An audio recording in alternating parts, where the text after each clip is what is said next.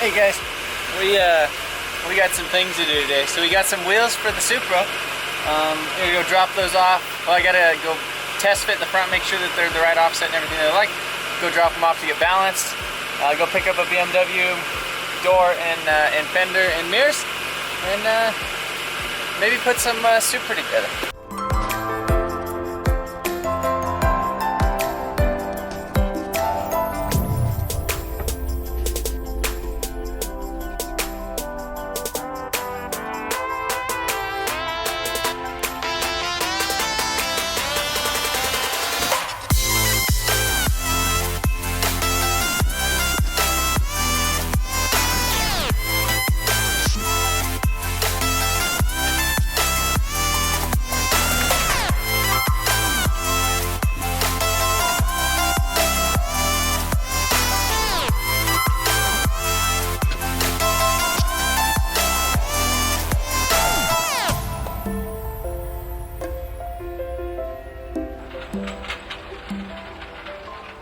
So just got back, got these things nice and balanced with the road force on them, so they should be super solid, ready to go.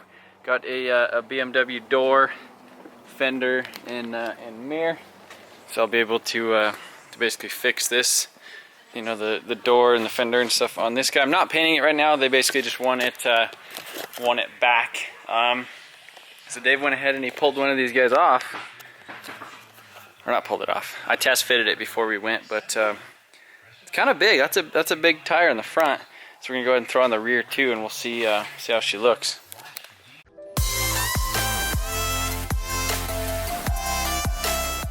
Hey. Hello. What do you think of my wheels? Are these the ones that came in the mail? You've seen what?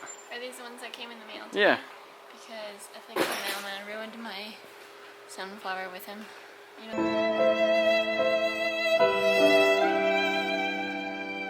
Oh, he broke the sunflower thing? It with him. Oh, jeez. FedEx, But dude. otherwise, They're kind of cool. I need to raise the front. The front kind of needs to be a monster truck.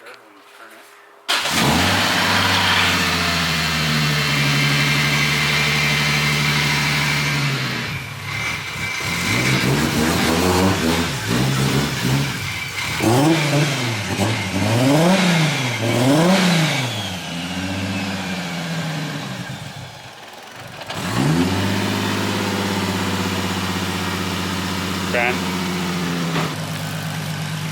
Oh, it's this one. Messed up fender. I thought you said this thing was super clean. What is this thing? I like your. Hey Ben, do you want to be in my movie? It used to do burnouts. Wow. The tires are hot. Well, this stuff's like all. Tires are hot. So this is the guy. Ben, you want to be in the movie? No. Why? Well, you're in it now. So this has been the guy who owned the giveaway car before. That owned the giveaway car before we gave it away. So he's the guy who had basically picked out all the things on it other than the 2J, and so he missed it, and now he wants to do a big dog K in this one. Look at the Supra. Holy crap! I think we need to put the bumper on it and do some other stuff. Alright, so check this out. Just needs the hood on it.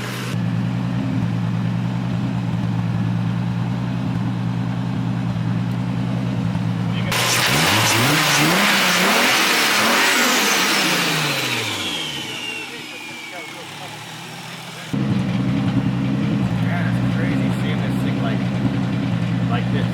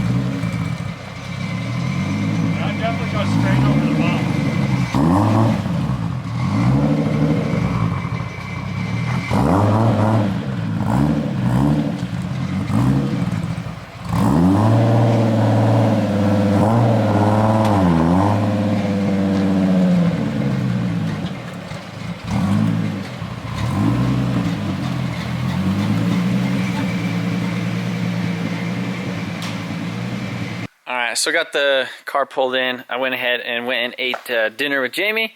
Came back.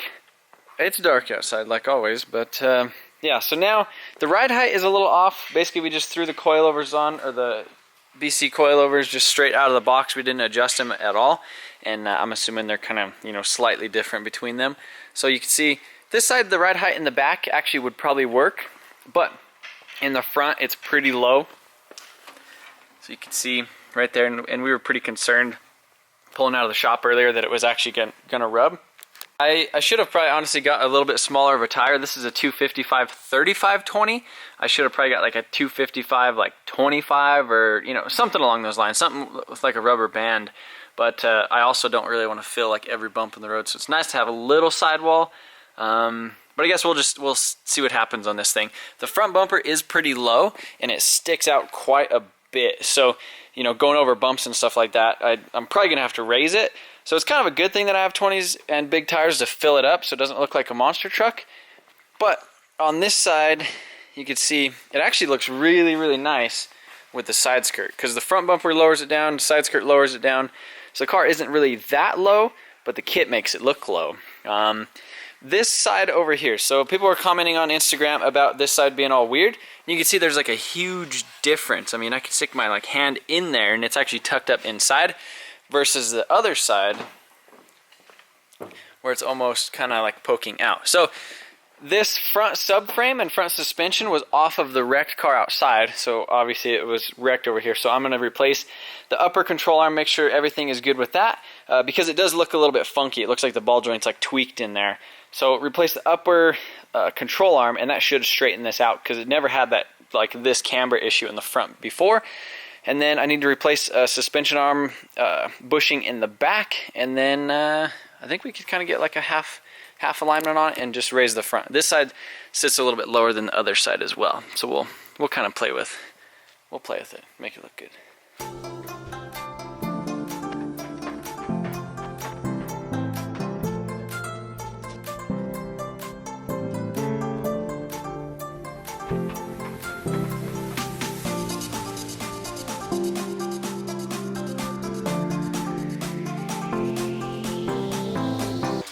Alright, so take a look at this. So this was the bushing in the back. Literally not even anything holding it in there. It's just ready to install now. Maybe just clean it up a little bit, but... No, we gotta get that thing out of there. Oh, the what? The burrs? No, the metal. So we got some nice polyurethane ones to go in there.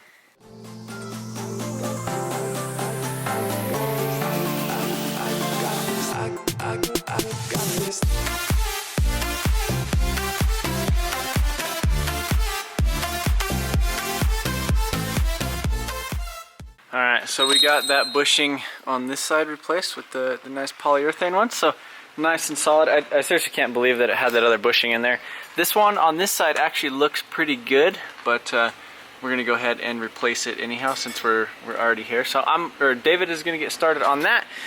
This car over here actually has the front adjustable upper arm, so I'm gonna go ahead and rob those off of here, so you know, because this one's more important.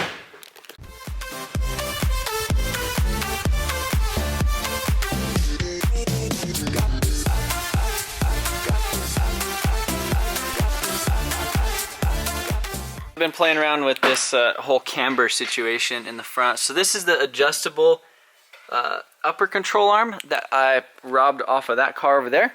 And kind of what I determined is, since this car was kind of wrecked, I mean, you could see the camber in it right now.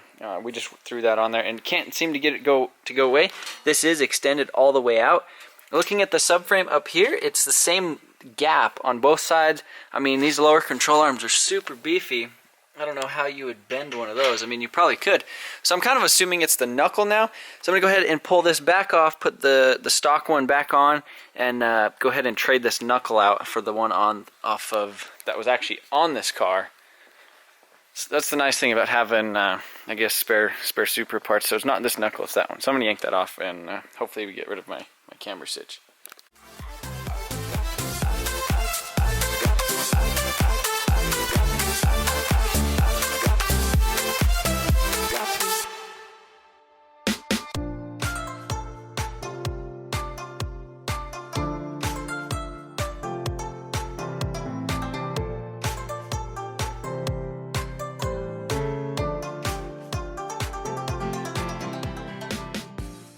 went ahead and threw a different knuckle on the front of this, and I guess that's pretty much where the bend was, because this thing is pretty much sitting exactly like the other side. This is the twin turbo knuckle that is, I guess, obviously bent. It's kind of hard to say, but you could see, I mean, the paint is kind of flaked off of there, so I mean, I guess that means it might have did something. So yeah, nice. I don't have to replace the whole subframe because I was getting kind of sketched out there for a little bit. But looks like we'll be able to get it aligned and not have any issues. Alright, so just finished up with the Supra as far as what I'm going to do to it tonight. The ride height is looking pretty good. The alignment is looking a lot better. You can see we got a little bit of a gap right there. Similar situation in the front. Kind of have like a almost 2-finger gap. But I'd rather run it a little bit higher like this than running it like hella low, you know, hella flush, hella low, whatever you want to call it, and mess up this front bumper. So right there, I mean, that's I mean, it kind of looks like a damn monster truck, though. I mean, look at that.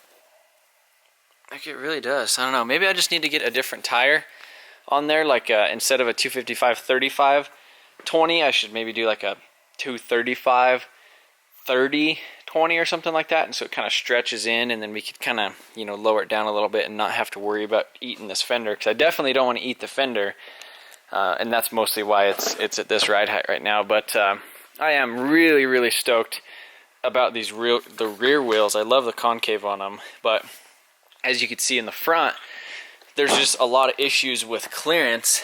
You can see that's the brake caliper. I mean, there's maybe 3 mil in between there, so we're cutting it really close there, and in order to have something that fits underneath the fender and isn't poking out like crazy, I mean, that's pretty much what we had to do. So that is 20 by 8.5 plus 35, I believe. So the front is a plus 30 offset, whereas previously we had the 19 by 9.5 plus 35, and that kind of it just didn't really have any it really didn't have concave to it at all, and I wanted a little bit of concave. So this is their standard profile. They have an A, B, and a standard. A is for big brake clearance. Standard is just your normal standard stuff, so it has a little bit of concave. In the B series, or the B spec, is the really concave ones, and that is what this is. I mean, if it were up to me, I would have, you know, 20 by 11 plus 50 all the way around, you know, or just have, I wish there was a way to achieve that much concave in the front, because I do really like these style of wheels. Again, shout out to Konig. These are their Ampliform flow-formed wheels, same exact wheels that are on the Saab, and I really like them. They're, you know, lightweight, you know, decently priced, and, you know, decent and strong as well. So, if you guys don't know about the flow-formed process, they kind of use a cast wheel, but then they apply pressure and kind of, you know, extend it out. It's an interesting thing. I'll put a link in the description, but again, definitely appreciate them sending that out. And we're picking away for Dyno Day on Monday, so we'll hopefully everything goes good, and I guess we'll see you shortly tomorrow.